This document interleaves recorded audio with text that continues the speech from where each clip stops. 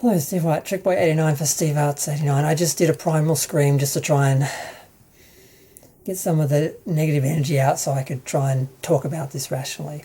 Okay, so you've probably seen the headlines that Paul Giamotti is playing Starfleet Academy's big bad, the season's villain. Star Trek doesn't have villains. At best, Star Trek has antagonists. Star Trek is about exploring space, exploring humanity. It's about learning, exploring, educating, communicating. It's not about, oh, the good guys chasing the bad guys. It's not that basic. It's not that simple. It's more than that. And these idiots who are producing these shows, who are producing them for even what they assume are even bigger idiots, just have this base mentality of just, oh, you just have a villain and the good guys chase them in the spaceships and shoot them. That's what they think Star Trek is. Oh, it's just Star Wars, but I don't think they can tell the difference.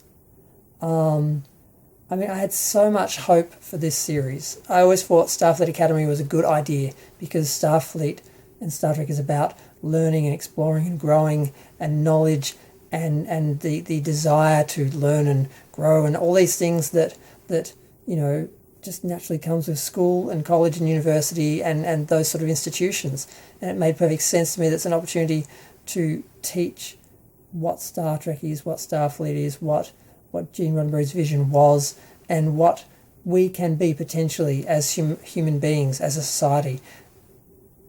And they're just going to turn into some basic season arc with like a villain they have to defeat by the end of the series, and I can see that's where it's going, and it's just so disappointing. It had potential. I had hope for this show, and every time I think these people have a clue, they undermine and ruin everything. The first thing they did was set it not in Kirk's era or Picard's era, where we would get to see them going through Starfleet Academy, having it like a anthology show where each year is like a different era where you get to see, like, you know, Kirk and Spock and all those guys when they were at Starfleet Academy, and then maybe some of the other captains over the years. They could have done something interesting with it, explored Star Trek history in Starfleet, but no, they just set it in Discovery's future because that's their little Star Trek show they've made that they want to just continue going on with and you know, getting the money for it and the merchandising rights for anything they produce. They'd rather do that, even though no one likes it, no one wants it. People want the Picard era, 24th century, or the Kirk era. That's what people want to see. But no, they create their own little show, put in their own little pocket, move it 900 years into the future, where it's just, they can't even, you can't realistically depict like 1,000 years from now and have it be believable and relatable. But yet, that's what they set themselves up for and failed, because the show looks and sounds, Discovery, you know, season 3, 4, and 5 look and sound just like the other Star Trek shows, except some really lame, you know, magic technology that they've mostly used just to get around difficult story points.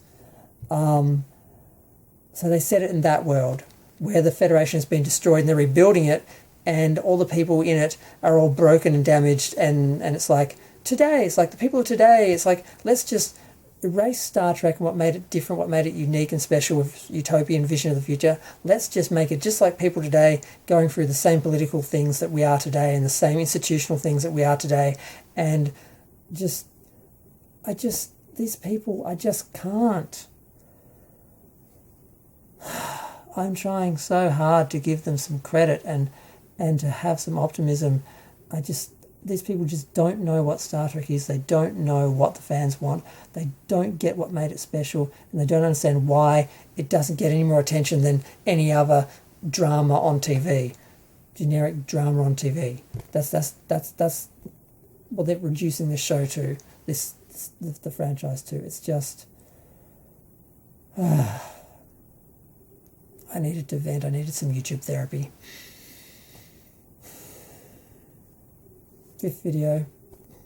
Fourth video. One was pretty much just a primal scream. As you can hear from my voice. I'm going to go.